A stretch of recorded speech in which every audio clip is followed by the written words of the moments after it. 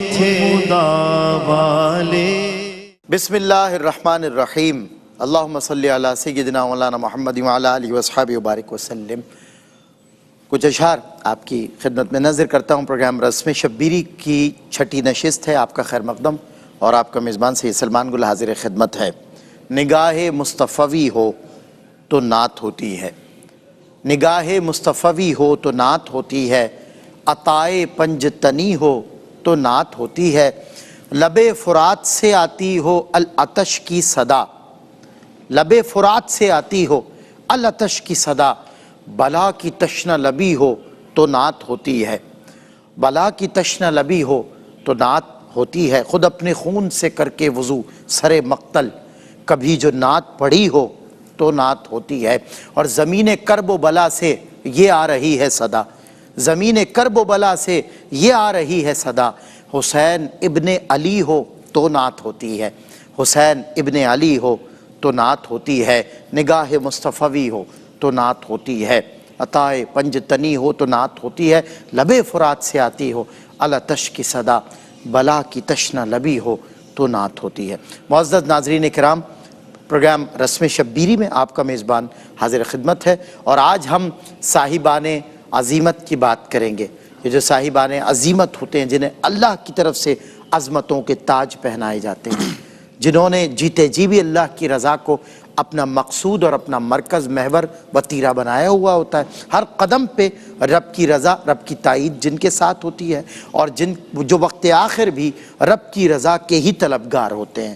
جہاں رب ہوتا ہے وہاں یہ ہوتے ہیں، یعنی رب تعالیٰ قرآن میں صبر والوں کے ساتھ فرماتا ہے میں وہیں ہوں جہاں صبر والے ہیں، اور پھر صبر والوں کی جب بات ہو تو زبان حال بے ساختہ امام علی مقام کا نام لیتی ہے، امام علی مقام کے خانوادے کا نام لیتی ہے، جو بلا شبہ صبر پہ تھے، رب ان کے ساتھ تھا، اور یہ اہل بیت اطہار جنہیں رب نے پاک کہا ہے، نجاست ان کے پاس نہیں آ سکتی، یہ مطہر ہے، مشفع ہے۔ ان اہل بیت اطہار نے اپنے جو جانوں کے نذرانے رب کی رضا کی خاطر پیش کیے، اس دین کی سربلندی کی خاطر پیش کیے، آج ہم انہیں نذرانہ خراج اور عقیدت پیش کر رہے ہیں پروگرام رسم شبیری میں۔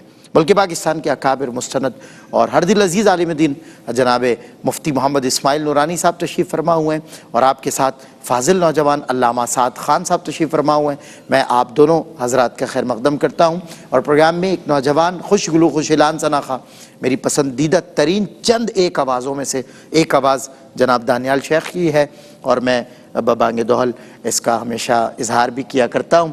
دانیال شیخ انشاءاللہ حمد رب جلیل سے آغاز کریں گے، پھر انشاءاللہ علماء سے کلام ہوتا ہے۔ کوئی تو ہے جو نظام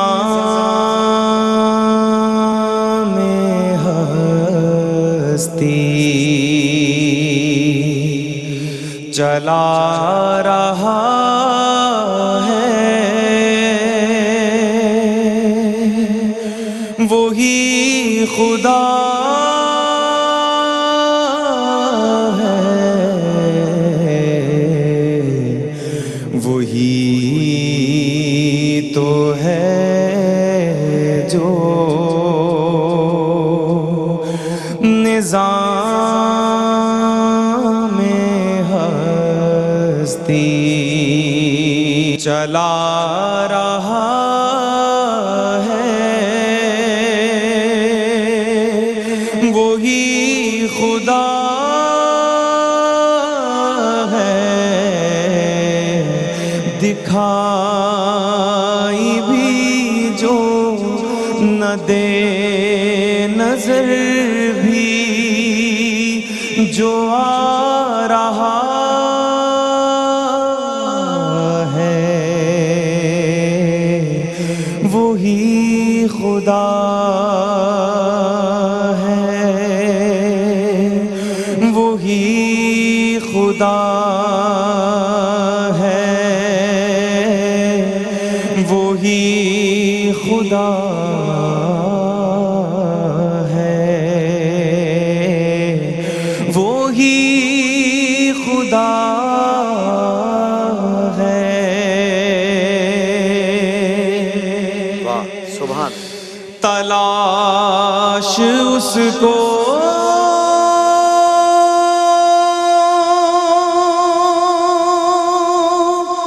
न कर बुतों में, वो है बदलती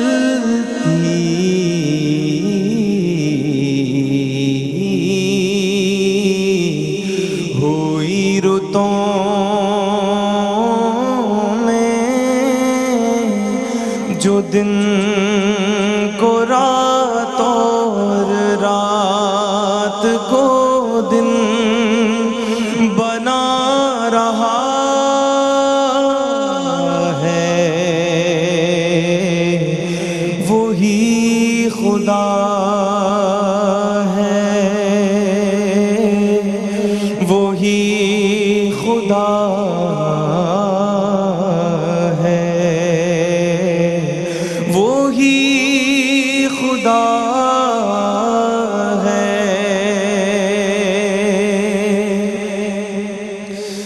नजर भी रखे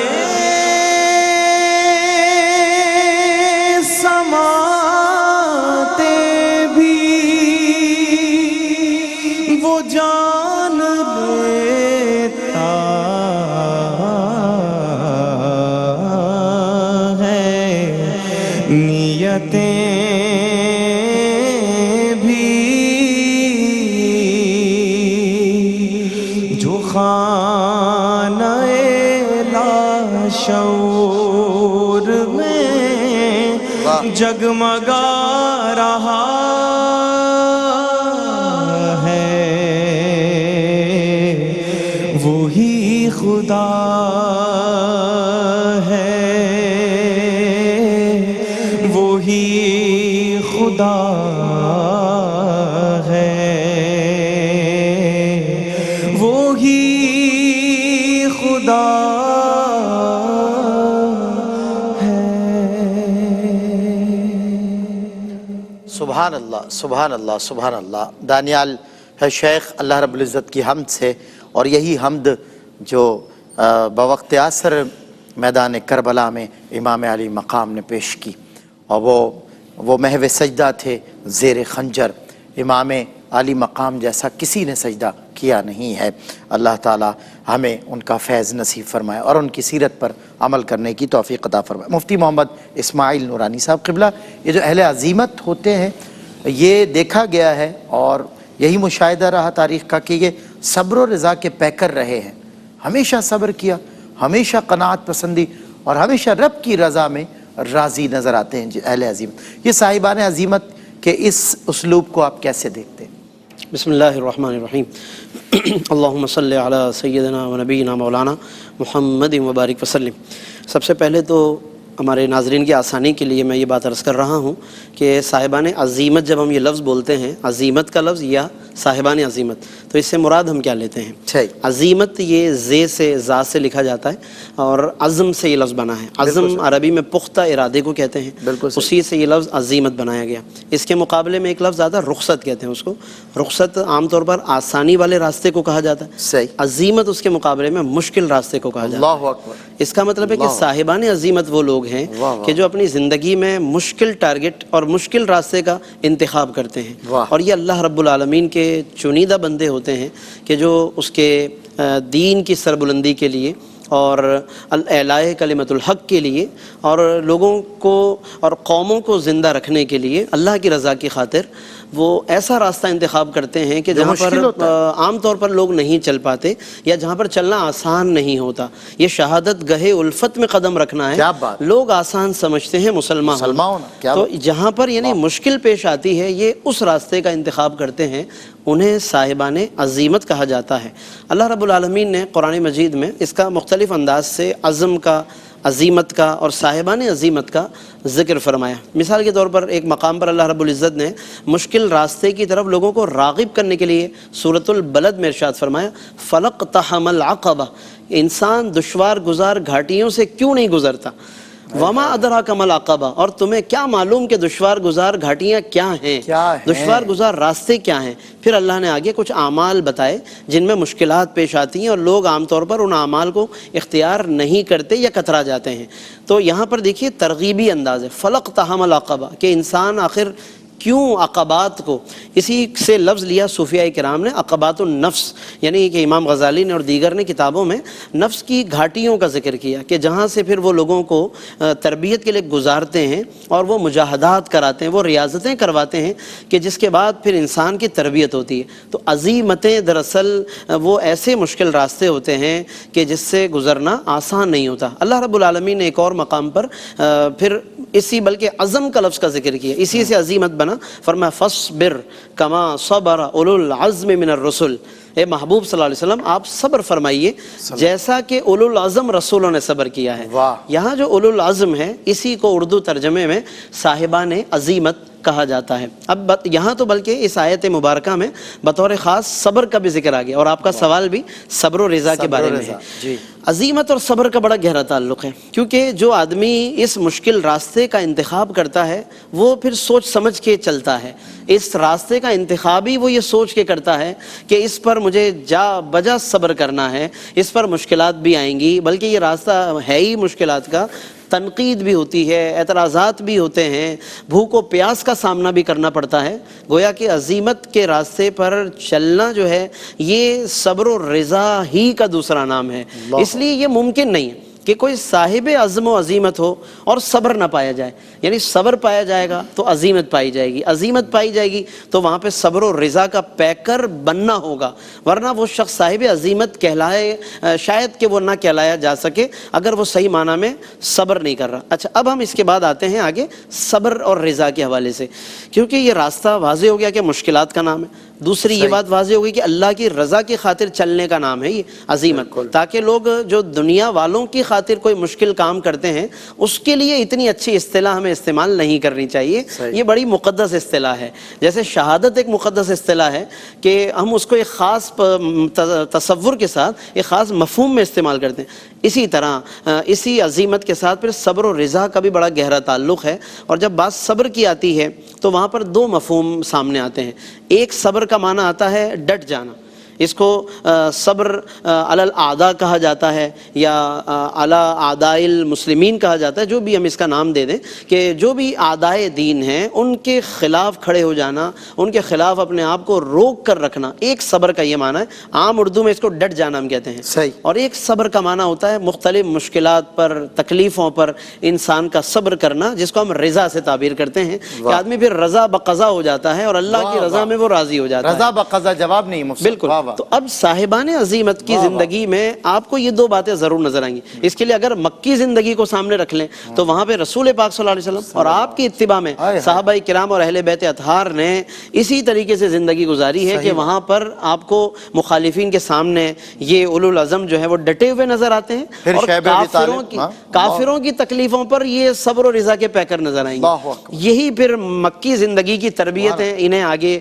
मदनी ज़िंदगी में लेकर जाती हैं। तो वहाँ पर भी ये साबिरीन हैं, उलुल अज़्म हैं, हत्ता कि फिर बद्र व ओहद से होते होते करबला में पहुँचिए तो फिर इमाम हुसैन रज़ी अल्लाह तआला अन्हु वहाँ पर यजीदियों के सामने डटे हुए हैं। ये सब्र का मंजर है। और अपने अहले बैत की शहादतों पर अगर वो अल्लाह के हुजूर गोया के अभी जो पढ़ा गया मुस्कुरा रहे हैं तो फिर ये रिज़ा का पैकर नज़र आते हैं। तो साहिबाने अज़ीमत आने वाली मुश्किलात पर रिज़ा का पैकर होते हैं और दुश्मनों के सामने वो डटे हुए नज़र आते हैं। यही अज़ीमत और अज़म की पहचान है। अल्लाह तबारक व तआला हमें इन शुहदा के तुफ़ैल हमें भी इसकी बरकतें नसीब फरमाए। और इसी बरकत में देखें, इसी ज़िक्र की बरकत से मुझे अभी गुज़िश्ता चंद रोज़ पहले जब हज़रत सैयदना उस्मान गनी को हमने खराज पेश किया तो उनका सब्र भी नज़र आया, उनकी कुर्बानी भी नज़र आई। कि मतलब वो एक शायर ने कहा मनक़बत में हज़रत सैयदना उस्मान गनी की, उसी ब्रेक लेता हूँ कि तेरी अज़मत के मिले और निशां तेरे बाद, और भी मीठा हुआ तेरा कुआं तेरे बाद, करबला तक न मिली हमको हमा तेरे बाद। सैयदना उस्मान गनी को भी हमारा सलाम और तमाम शुहदा इस्लाम को, तमाम अस्हाब रसूल को, तमाम अहले बैत अतहार को बतौर ख़ास सबका, इन सब का खिराज, हम सब का खिराज, पूरी कायनात का खिराज امام حسین امام علی مقام کے نام. بریک کے بعد انشاءاللہ آپ سے ملاقات ہوتی ہے. جی خوش آمدید ناظرین، خیر مقدم ہے. آپ کا رسم شبیری کے نام سے نشست ہے اور الحمدللہ اس سلسلے کی 6ٹھی نشست میں آپ کا خیر مقدم ہے. مفتی محمد اسماعیل دورانی صاحب بہت خوبصورت کلام فرما رہے تھے. بریک سے قبل علامہ سعد خان صاحب سے گزارش کروں گا، اہل عزیمت کی بات ہو رہی ہے تو صبر و رضا کا پیکر ہے، اس پر آپ نے بہت خوبصورت کلام فرمایا مفتی صاحب نے. اہل عزیمت کے اپنے پرسنل جو ان کے کہتے ہیں نا بینیفٹس نہیں شامل ہوتے، ذاتی اغراض و مقاصد ہم نے دیکھا ہے کہ ان کے نہیں ہوتے ہیں، راضی برضا والی ہی بات ہے، لیکن اپنے اغراض و مقاصد کو بالائے طاق رکھتے ہوئے یہ کوئی ایک غرض ہوتی ہے، کوئی ایک مقصد ہوتا ہے جس پہ چلتے چلے جا رہے ہوتے ہیں. نہیں مشکل پسندی مذاق تو نہیں ہے نا؟ کیا فرماتے ہیں اس حوالے سے؟ اعوذ باللہ من الشیطان الرجیم، بسم اللہ الرحمن الرحیم. ماشاءاللہ مفتی صاحب نے بڑی عمدہ گفتگو کی. میں اسی کو ایک تسلسل کنٹینیو، جیسے مفتی صاحب نے کہا نا کہ صبر اللہ کی رضا میں راضی ہونا، تو یہ جو اہل عزیمت ہیں یہ اللہ کی رضا میں راضی ہوتے ہیں. ان کی پوری زندگی they are the people of principles, ان کی پوری زندگی انہوں نے ایک اصول وضع کیے ہوتے ہیں. وہ کیا اصول ہے؟ وہ اللہ کو راضی کرنا ہے. وہ اصول کیا ہے؟ وہ مقام ابدیت تک پہنچنا ہے. جیسے اللہ رب العزت نے فرمایا ہم نے انس و جنس کو کس کے لیے پیدا فرمایا؟ عبادت کے لیے. اب محض اس کو عبادت ہمارے ہاں عرف میں نہ سمجھا جائے کہ عبادت یہ ہے کہ میں نے 5 وقت نماز پڑھ لی، عبادت یہ ہے کہ میرے ذکر اور اذکار پورے ہیں، بلکہ آپ کی پوری زندگی، every aspect of your life, زندگی کا ہر گوشہ، ایک ایک لمحہ آپ کی عبادت میں گزرنا چاہیے. وہ کیسے؟ وہ اللہ رب العزت کی رضا میں گزرنا چاہیے. وہ کیسے؟ پریکٹیکلی. وہ کیسے؟ وہ رسول اللہ صلی اللہ علیہ وسلم کے اسوہ حسنہ کو فالو کرتے ہوئے گزرنا چاہیے. وہ کیسے؟ وہ قرآن کی تعلیمات کو، اپنی زندگی کو قرآن کی تعلیمات سے سرشار کر کے اس طرح. اب جب ہم ان کی بات کرتے ہیں، اللہ نے ان کو عظمت رفعت کیوں عطا کی گئی، تو ہم ان کو دیکھتے ہیں انہوں نے کبھی اپنے مقصد کے لیے، انڈیویجول بینیفٹس کے لیے کبھی بھی کوئی کام نہیں کیا. ان کا ہمیشہ مقصد اور ایک پیش نظر ایک چیز ہوتی تھی، وہ اللہ کی رضا ہوتی تھی. وہ اپنی زندگی ہو یا جب بھی کوئی کام. اگر آپ دیکھیں غزوہ بدر میں 313 ہے، سامنے 1000 کا لشکر ہے. مقصد کیا تھا؟ اللہ کی رضا تھی. تو پھر سامنے آنے والے لشکر کی تعداد کو بھی نہیں دیکھا جاتا، ان کے اوپر ان کے ساتھ اسلحے کو بھی نہیں دیکھا جاتا، ان کے پاس کتنے بینیفٹس ہیں اس کو بھی نہیں دیکھا جاتا. رضا. اگر اس کی اور بڑی مثال آپ دیکھیں تو مولا علی رضی اللہ تعالیٰ عنہ، حضرت علی رضی اللہ عنہ کی مثال دیتے ہیں کہ ایک جنگ میں جب وہ ایک شخص ایک زمین پر لیٹ جاتا ہے، جب وہ شخص کو اس کو مارنے لگتے ہیں تو وہ شخص ان کے چہرے پر تھوک دیتا ہے. تو مولا علی فرماتے ہیں اور اس کو چھوڑ دیتے ہیں. وہ شخص حیران ہوتا ہے، کہا کہ جب مجھ سے جنگ کر رہے تھے تو میں نے تمہارے چہرے پہ تھوکا، تمہیں غصہ ہے، تم نے مجھے چھوڑ دیا. تو مولا علی کا یہ جو کیٹیگوریکل سٹیٹمنٹ ہے تمام ناظرین کے لیے فرماتے ہیں کہ میں جب تم سے جنگ کر رہا تھا وہ اللہ کی رضا کی خاطر کر رہا تھا، اب جب تم نے میرے منہ پر تھوک دیا تو میرا غصہ اس میں شامل ہو گیا. اور علی کبھی اپنے غصے کے لیے اپنے لیے کسی کو مارتا نہیں ہے. تو یہ کیا ہے؟ یہ تمام جو زندگی ان کی گزرتی ہے. اگر آپ حضرت بلال حبشی رضی اللہ تعالیٰ عنہ کی زندگی دیکھ لیں تو احد احد احد، ہمیشہ احد. بعض لوگوں نے کہا کہ آپ ان کے سامنے کہہ دیں اور رخصت اختیار کر لے. کہا کہ جب تم بازار سے کوئی چیز لیتے ہو تو اس کو ٹھوک ٹھوک کے چیک کرتے ہو نا کہ یہ چیز کچی ہے یا پکی ہے. تو میں کہتا ہوں مالک تیرا بلال پکا ہے. احد احد تائے تپتی ہوئی زمینوں پر ان کو گھسیٹا بھی جا رہا ہے، بڑا پتھر ان کے سینے پر رکھا جا رہا ہے، لیکن پھر بھی کہہ رہے ہیں احد احد. حضرت خباب رضی اللہ تعالیٰ عنہ کی زندگی دیکھ لیں، حضرت سمیہ رضی اللہ تعالیٰ عنہ کی زندگی دیکھ لیں، حضرت عمار بن یاسر کی زندگی دیکھ لیں، حضرت یاسر رضی اللہ تعالیٰ عنہ کی زندگی دیکھ لیں. تمام لوگ. اور پھر سب سے اگر آپ دیکھیں تو واقعہ کربلا ہمارے سامنے. اللہ کی رضا کے لیے امام حسین نے سب کچھ چھوڑا اللہ کی رضا کے لیے، اور ایک بہترین مشن کے ساتھ، ایک عزم کے ساتھ. وہ کیا تھا؟ وہ اللہ کی رضا تھی. وہ حدیث ہے نا، حدیث ثقلین کو اور قرآن کو مضبوطی سے تھام لو اور اہل بیت اطہار کے دامن کو مضبوطی سے تھام لو تو تم فرقہ واریت میں تم ٹکڑے ٹکڑے نہیں ہوگے، تم بلکہ رسول اللہ صلی اللہ علیہ وسلم کی زندگی کو فالو کرتے ہوئے گزرو گے. آج ہمارا مسئلہ یہ ہے، کہیں ہم نے قرآن کو چھوڑا ہے، کہیں ہم نے اہل بیت کے زندگی کو اپنانے سے ہم پیچھے ہٹ گئے ہیں. اگر آپ دیکھیں تو قرآن ایک تھیوری ہے، اہل بیت اس کا پریکٹیکل امپلیمنٹیشن ہے. اگر آپ قرآن کو دیکھیں تو قرآن میں اللہ رب العزت فرماتے ہیں میں کسی کو مال کی کمی سے، کسی کو جان کے خوف سے، کسی کو کسی بھی خوف سے آزمایا جاتا ہے. اگر آپ کربلا میں دیکھیں اس میں تمام تر آزمائش تھی، اس میں جان کی، مال کی، ہر چیز کی آزمائش. لیکن اس آزمائش پر صبر، جیسے مفتی صاحب نے کہا صبر المصیبہ صبر العطاء. اور ایک صبر کی ڈیفینیشن میں نے یہ بھی پڑھی کہ معمولات عبادت بھی آپ کی قضا نہ ہو، یہ بھی صبر ہے. اور آپ دیکھتے ہیں کہ امام حسین نے وہاں یہ صبر کر کے بھی یہ دکھایا بھی کر کے اور یہ بھی کر کے بتا دیا. ایوری ٹائم جتنی بھی کیٹیگریز ہیں صبر کی، صبر سب میں امام حسین سب سے اول ہمیں نظر آتے ہیں. اگر ہم ان کی زندگیوں کو فالو کریں تو ہم بھی ان کی زندگیوں فالو کرتے ہوئے اس راہ پر چل پڑیں. کیا بات ہے. اور مفتی محمد اسماعیل نوائے صاحب ماشاءاللہ علامہ صاحب نے خوبصورت کلام کیا. اہل عزیمت ہی اہل نظر ہوتے ہیں. ان کی بصیرت کا کیا کہنا، کیونکہ ان کی فکر آفاقی ہوتی ہے نا، دور تک سوچتے ہیں، دور تک دیکھتے ہیں، تو ان کی فکر جو آفاقی ہوتی ہے. کچھ اس کے حوالے سے بات ہو. اور اہل عزیمت ہی اہل نظر ہوتے ہیں، اس پر بات. بسم اللہ الرحمن الرحیم. دیکھیں ابھی جتنی گفتگو ہوئی، ایک تو ان کے صبر و رضا کے حوالے سے ہوئی، ان کے اخلاص اور بے نفسی کے حوالے سے ہوئی، اور یقیناً یہ ان کے مختلف اوصاف اور کمالات ہیں. یعنی اس کا مطلب یہ کہ صاحبان عزیمت کی پوری جو لائف ہے، ان کی پوری زندگی ہے، اس کو باقاعدہ ہمیں مطالعہ کرنا چاہیے، کیونکہ ان کے اندر ہمیں بلند حوصلگی نظر آتی ہے اور بلند خیالی نظر آتی ہے. جب بھی وہ اس راستے کو چنتے ہیں، وہ زندگی میں اس راستے پہ چلنے سے پہلے ہی اپنے اندر ایسے تربیتی نقوش پیدا کرتے ہیں کہ جس کے بعد پھر وہ اسی راستے پہ چلتے ہیں. آپ دیکھیں نا وہ واقعہ ذبح میں حضرت سیدنا اسماعیل علیہ السلام سے جب حضرت ابراہیم علیہ السلام نے والد ماجد نے پوچھا کہ بیٹا میں نے خواب میں ایسا ایسا دیکھا ہے، تو آپ بتاؤ آپ کی کیا رائے ہے. وہ بیٹے سے رائے اس لیے نہیں مانگ رہے تھے ابراہیم علیہ السلام کہ اگر بیٹا رائے کچھ دے تو میں تھوڑا ریویو کر لوں اس خواب کو. انہیں تو معلوم تھا مجھے کرنا تو وہی ہے جو اللہ نے دکھا دیا، کیونکہ خواب حق ہے، نبی کا خواب ہے، تو کرنا تو انہیں وہی تھا. تو یہ بیٹے سے رائے اس لیے نہیں مانگ رہے ریویو کرنے کے لیے، وہ یہ دیکھ رہے ہیں کہ میں نے تربیت کیسی کی ہے، میں نے جو اب تک سکھایا ہے اس کو صاحب اسماعیل کو بالکل جو صاحب عزیمت اور صاحب عزم بنایا ہے، آج اس کے اظہار کا وقت ہے نا کہ میں بیٹے کے سامنے جب یہ خواب بیان کروں تو اس کی طرف سے رائے کیا آتی ہے. تو بالکل پھر وہی شعر ہے کہ سکھائے کس نے اسماعیل کو آداب فرزندی. تو انہوں نے بھی وہی جملہ کہا جس کی ان کو توقع تھی حضرت ابراہیم علیہ السلام کو کہ یا ابت افعل ما تؤمر، اے میرے والد گرامی آپ وہی کیجئے جس کا آپ کو حکم دیا گیا ہے اور آپ کو حکم دیا جاتا ہے. تو یہ صاحبان عزیمت کا جو حوصلہ ہے وہ بلند ہوتا ہے، ان کی نظر بلند ہوتی ہے، ان کا ویژن بہت اونچا ہوتا ہے. اس لیے پھر ان کو فالو کرنے کی بھی بات کی جاتی ہے، جو ہم کہتے ہیں اور ہم خود بھی اس بات کو محسوس کرتے ہیں کہ ہم اپنے سامنے کس کو آئیڈیل بنائیں، اور اس پر پورا پروگرام یہ جو کیا جا رہا ہے اس کی وجہ یہ ہے کہ اس وقت ہمیں معاشرتی سطح کو بلند کرنے کی ضرورت ہے. معاشرہ ہمارا اور ہم مجموعی طور پر من حیث القوم مجموعی طور پر ہم محدود ہو گئے، ہماری سوچ محدود ہو گئی، ہمارے بس ہمیں جو جیسا کوئی چیز ہمیں ملی ہم اس کے مطابق اس پر چلے جا رہے ہیں. کوئی ایسا فکری انقلاب، کوئی ایسا لوگوں کے اندر اخلاقی انقلاب، سماجی انقلاب اب ایک عرصہ دراز سے ہمیں نظر نہیں آ رہا.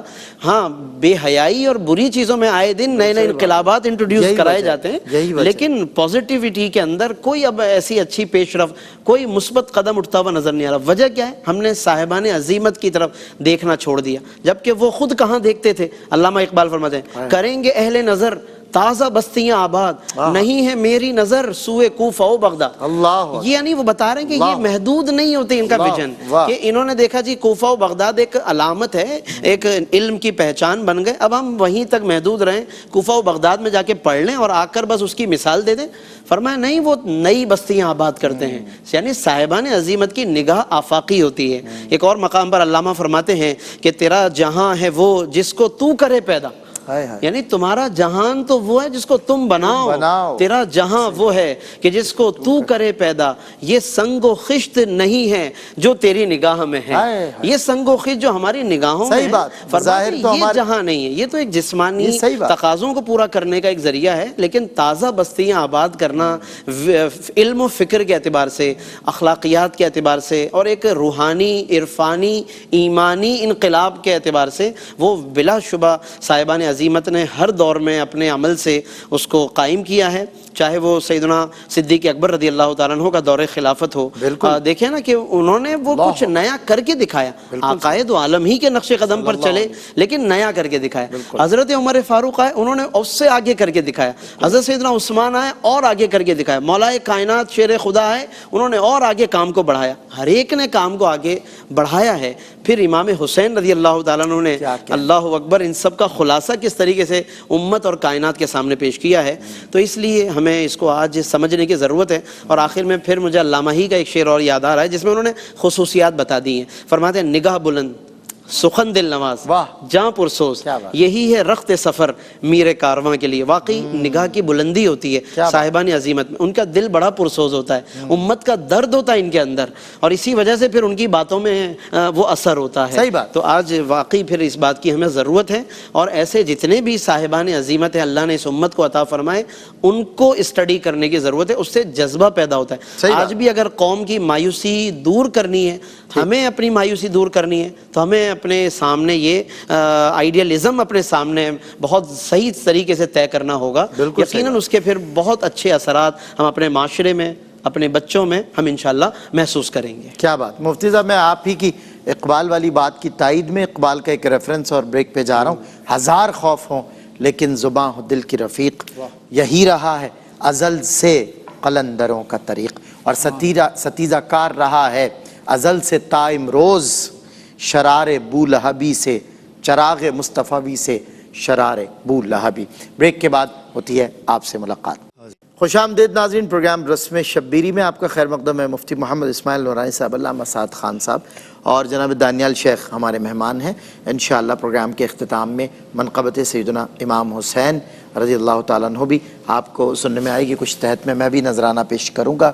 علامہ سعد خان صاحب، اہل عزیمت آج ہمارا ٹائٹل ہے، اور اہل عزیمت کی بات ہو تو امام علی مقام کی یاد نہ ہو، یہ کیسے؟ یہ تو امپاسبل ہے، انکمپلیٹ ہے بات ظاہر ہے۔ اہل عزیمت مشکل راستوں کے ذریعے آغاز جو آپ نے فرمایا نا کہ اس کا جو مفہوم آپ نے مفتی صاحب نے سمجھایا، اس سے بڑا کرسٹل کلیئر ہو گیا معاملہ کہ ظاہر ہے امام علی مقام جیسے مشکل کو پسند کرنے والے کے مشیر موجود ہیں، سب بنا کر رہے ہیں، لیکن اس کے باوجود آپ چونکہ اہل نظر تھے، آپ آفاقی فکر تھی آپ کی، اور آپ چلتے چلے جا رہے تھے، تو اہل عزیمت ہی تو ہیں، مشکلوں کو چن لیتے اور پھر یہ قوموں کو زندہ رکھتے ہیں۔ یعنی کہتے ہیں نا کہ شہید کی جو موت ہے وہ قوم کی حیات، تو اس حوالے سے اس فلسفے پہ بات کی جائے کہ اہل عزیمت ہی قوموں کو زندہ رکھتے ہیں۔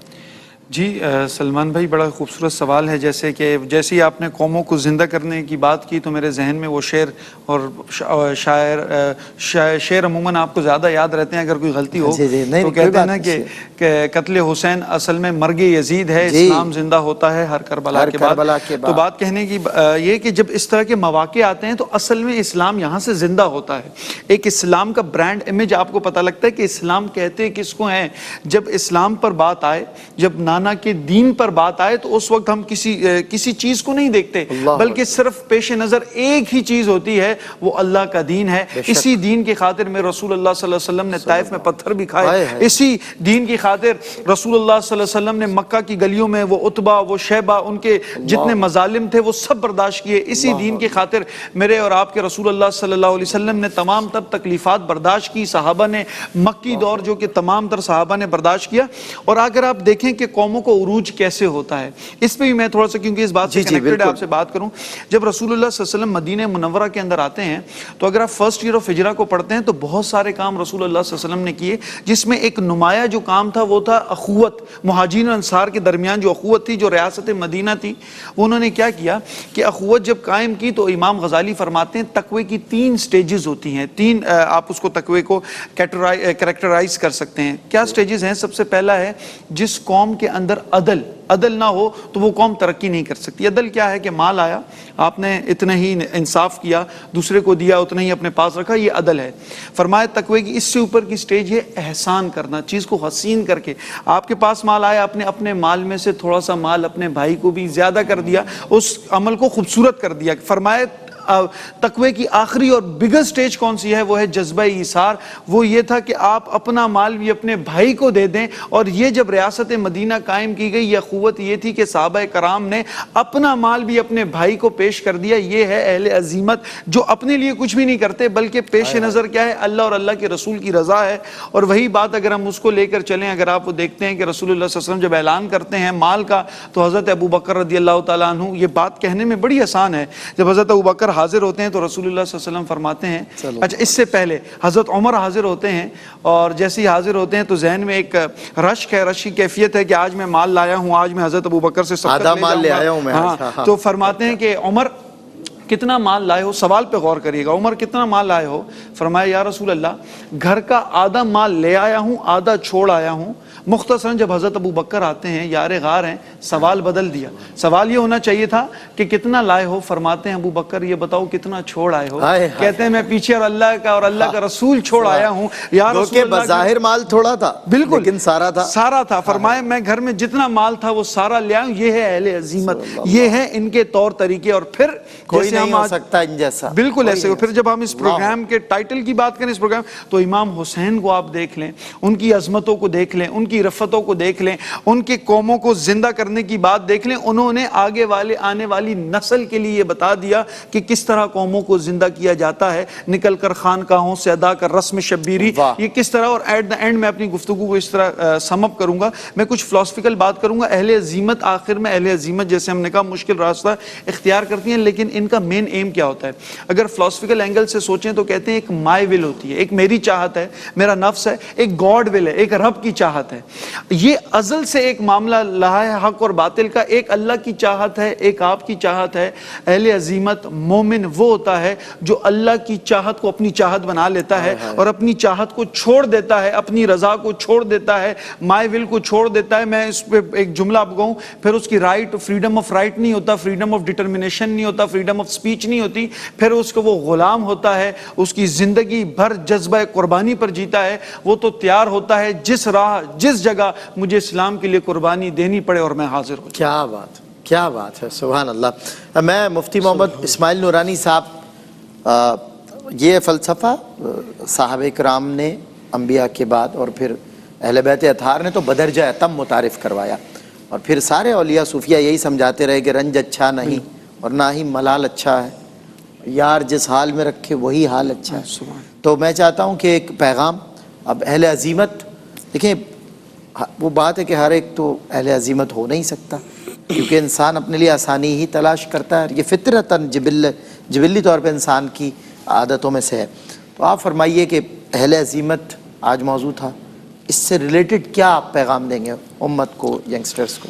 دیکھیں بسم اللہ الرحمن الرحیم, جب بھی ہم اہل عزیمت کی بات کرتے ہیں یا عزیمت کی بات کرتے ہیں تو جیسے میں نے شروع میں بھی عرض کیا تھا کہ اس سے مشکل جو راستہ ہے یہ معنی و مفہوم سامنے آتا ہے. تو آج ہم یہ گفتگو سن کر اور اس طرح کے موضوعات کو اسٹڈی کر کے ہمیں اپنی صبح سے شام تک کی, رات تک کی لائف اپنی پوری اور اوورآل پوری ہی زندگی کو اپنے سامنے رکھ کر پھر آسان اور مشکل کو اپنے سامنے رکھنا چاہیے کہ اللہ رب العالمین نے مجھے عبادتوں کا یہ حکم دیا ہے, اس کے مقابلے میں آسانیاں یہ ہیں.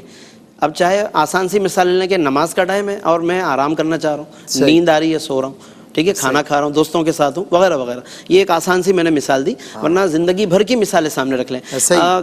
تجارت کے اندر دیکھ لیجئے, کاروبار کے اندر حرام کتنا تیزی سے انسان کی طرف بہتا ہوا آ رہا ہوتا ہے. بڑی ایزی ہے, آسان ہے حرام کمائی, لیکن چھانٹ کے آرام سے اور محنت کر کے حلال کا انتخاب کرنا, یہ عزیمت کا راستہ ہے. تو اس کا مطلب ہے کہ عزیمت کی یہ باتیں صرف میدان جہاد کی نہیں ہیں, گو کہ مثالیں ہم نے میدان جہاد کی دی ہیں, لیکن اگر یہ پورا گفتگو سن کر لوگ اٹھ کے یہ کر لیں کہ بھائی یہ جہاد کی باتیں ہیں, لہذا ہماری زندگی وہی ہے جو ہم گزار رہے ہیں, جو بقول پھر علامہ کے کہ جناب علی وہ فرماتے ہیں کہ تیرے صوفے ہیں افرنگی, تیرے قالی ہیں ایرانی, لہو مجھ کو رلاتی ہے جوانوں کی تن آسانی. اگر آج ہم تن آساں بن چکے ہیں تو یہ عزیمت کی باتیں بھی پھر ایک محض کتاب کا یا پروگرام کا حصہ رہ جائیں گی. آپ نے بڑی اچھی مثال دی کہ عزیمت یہ بھی ہے نا کہ میں نیند سے اٹھوں, وضو کروں اور رب کے حضور, اور میں اللہ کے حضور حاضر ہو جاؤں. اسی طرح حلال و حرام سامنے ہو تو میں حلال کی کوشش کروں.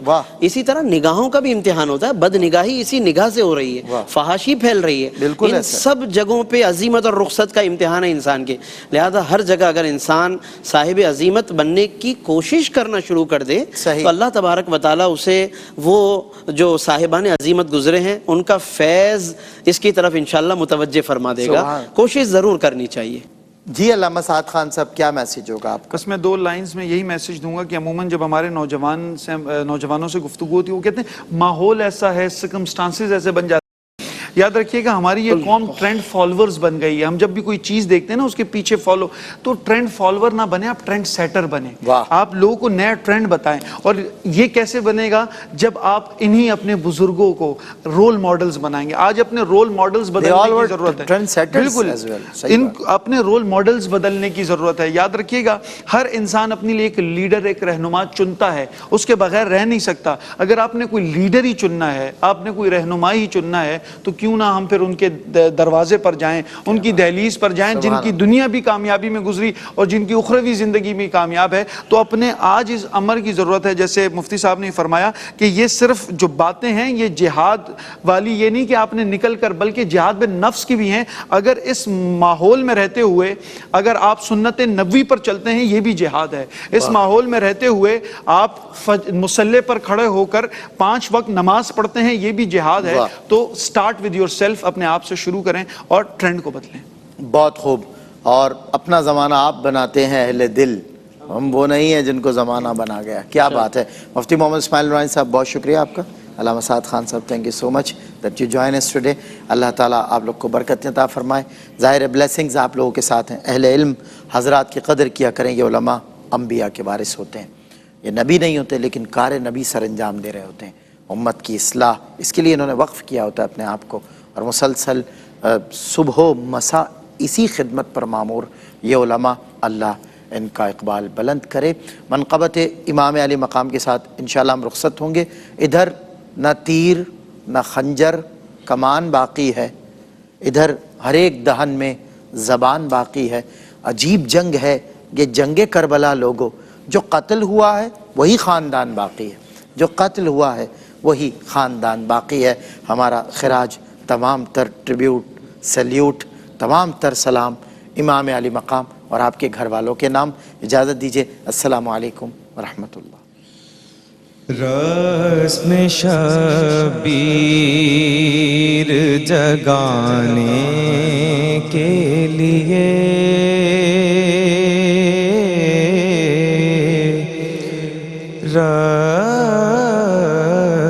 رسم شبیر جگانے کے لیے ہم نے غم سارے زمانے کے لیے, ہم نے غم سارے زمانے کے لیے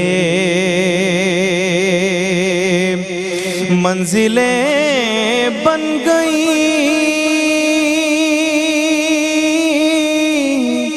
خود جا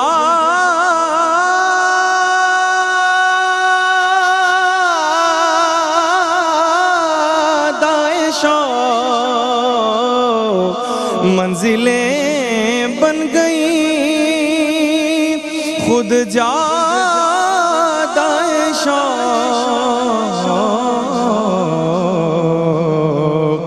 ابن زہرا تجھے پانے کے لیے, ابن زہرا تجھے پانے کے لیے کربلا تیری صدا, کربلا تیری صدا کافی ہے.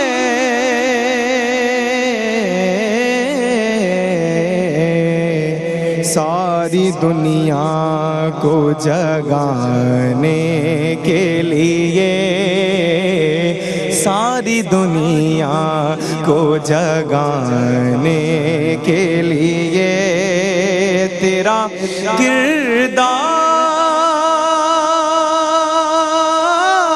و عمل آفاقی, تیرا کردار و عمل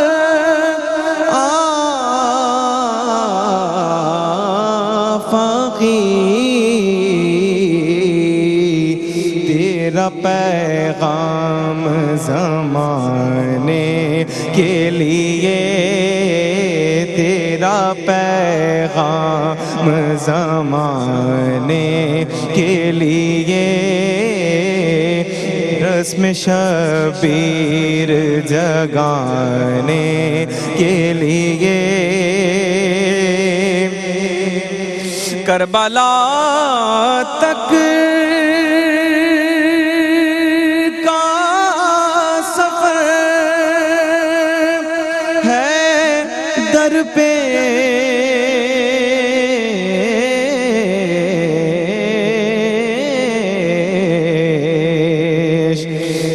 کربلا تک کا سفر ہے در پیش،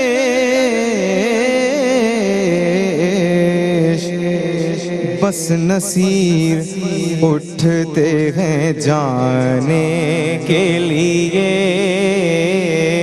بس نصیر اٹھتے ہیں جانے کے لیے، رسم شبیر جگانے کے لیے، ہم نے غم سارے زمانے کے لیے